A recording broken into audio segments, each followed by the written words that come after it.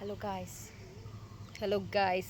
बहुत गर्मी है और मेरा काला चश्मा आज तो भूल गया उधर पे बैग में मैं लाना भूल गया गाइस। बहुत गर्मी है। मैं आप लोग कैसे हाल चाल? आप लोग भी बोलिए खबर हमारा कैसे तो हो? हालत खराब हो गया। हम लोग का हालत तो खराब हो रहा है और धूप में जैसे कि मछली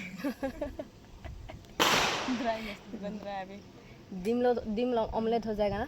देखा हम लोग का ऐसे पसीना इतना लोरे आयो लोरे साबना लड़े साबना लोरे साबना लड़े मतलब बहुत गर्मी से बहुत गर्मी हो से। रहा है।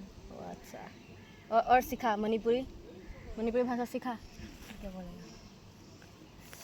म्याम म्याम नुशिए मिशिए नुशिए नुंशिए मतलब खराब बोल है ना ये। दूसरों को प्यार करते प्यार दे रहे हो। हाँ म्याम नुशिए ओके मैं सपोर्ट तुम्हें ভাল पाऊँ।